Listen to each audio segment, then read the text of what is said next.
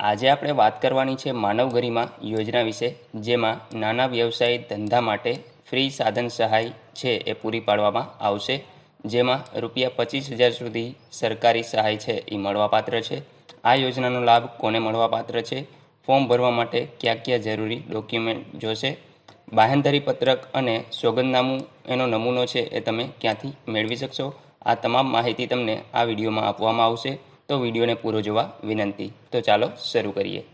તે પહેલાં મિત્રો, તમે પહેલી જ વખત ચેનલ પર મુલાકાત લેતા હો તો ચેનલને અવશ્ય સબસ્ક્રાઈબ કરી લો અને સાથે બેલ આઇકન પર પણ ક્લિક કરી લો, જેથી આવી તમામ માહિતી છે તે આપને મળતી રહે।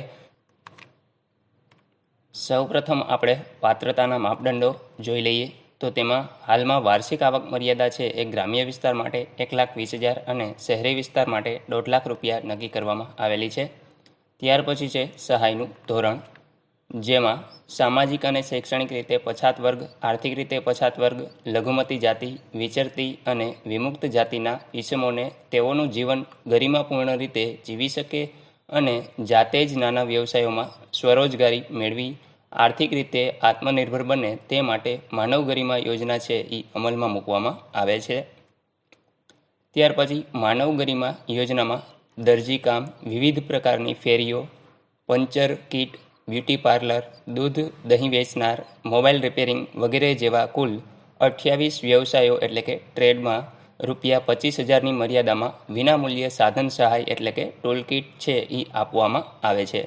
તો મિત્રો, અહીંયા 28 જેટલા જે વ્યવસાય છે એનો સમાવેશ કરવામાં આવેલો છે, જેમાં કડિયાકામ, પછી પ્લમ્બર કામ, એવી તમામ વ્યવસાયલક્ષી કેટેગરી છે એનો સમાવેશ કરવામાં આવેલો છે।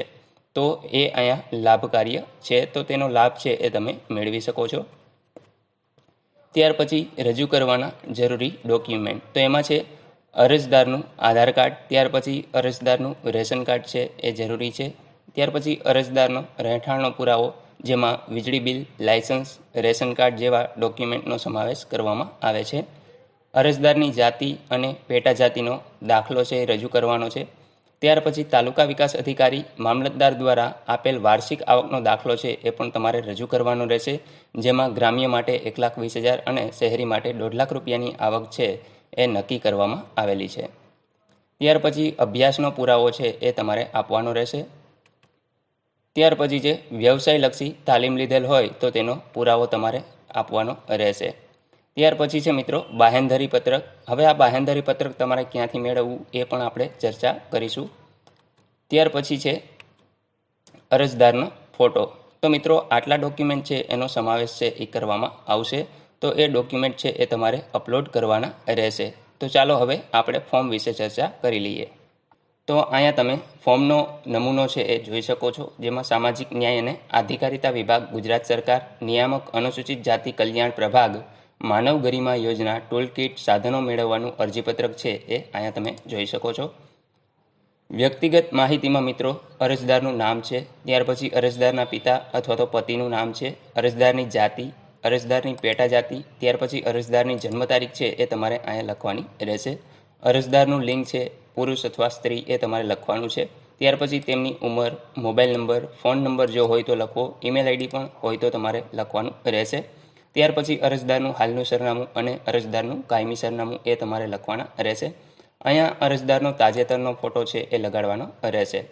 ત્યાર પછી અરજદારની વિગતોમાં ધંધાનું નામ છે એ તમારે લખવાનું છે, અન્ય વિગતો અહીંયા લખવાની છે, અભ્યાસ કેટલો કરેલો છે એ અહીંયા લખવાનો છે, વ્યવસાયલક્ષી તાલીમ લીધેલ છે કે કેમ, જો લીધેલ હોય તો અહીંયા તમારે લખવાની રહેશે। ત્યાર પછી કુટુંબના સભ્યોની સંખ્યા છે એ તમારે અહીંયા દર્શાવવાની છે, કુટુંબના સભ્યોમાંથી કમાનાર સભ્યોની સંખ્યા છે એ તમારે અહીંયા લખવાની રહેશે।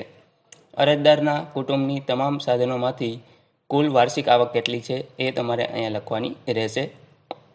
અરજદારનો વ્યવસાય ચાલુ છે કે નવો શરૂ કરવાનો છે તો એ તમારે અહીંયા આપણે દર્શાવવાનો રહેશે। ત્યાર પછી કુટુંબના સભ્યોની વિગત અહીંયા તમારે લખવાની છે, જેમાં અનુક્રમ નંબર, ત્યાર પછી નામ છે અહીંયા આવશે, સંબંધ શું છે તેની સાથે એ અહીંયા આવશે, ત્યાર પછી રેશન કાર્ડ નંબર અને આધાર કાર્ડ નંબર છે એ લખવાના રહેશે।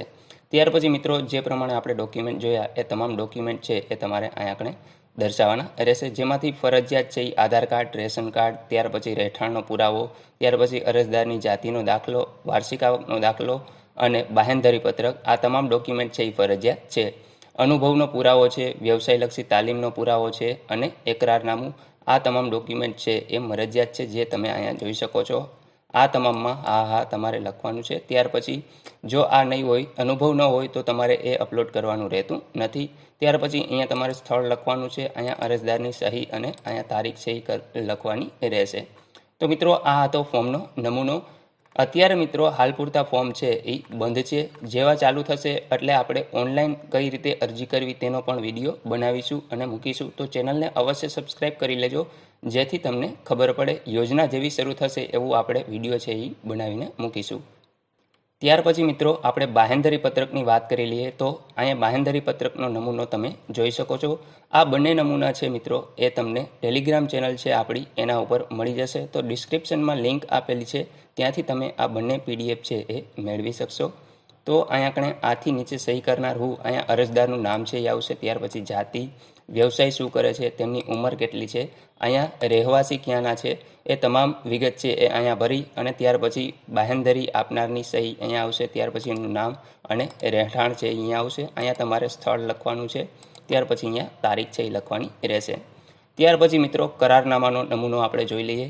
તો અહીંયા કરારનામાનો નમૂનો છે. આથી હું સહી કરનાર, જેમાં અરજદારનું નામ આવશે. ત્યાર પછી ક્યાંના રહેવાસી, મૂળ ક્યાંના, તાલુકો, જિલ્લો, એ તમામ વિગતો તમારે ભરવાની રહેશે. અહીંયા તમારી વાર્ષિક આવક છે એ આવશે.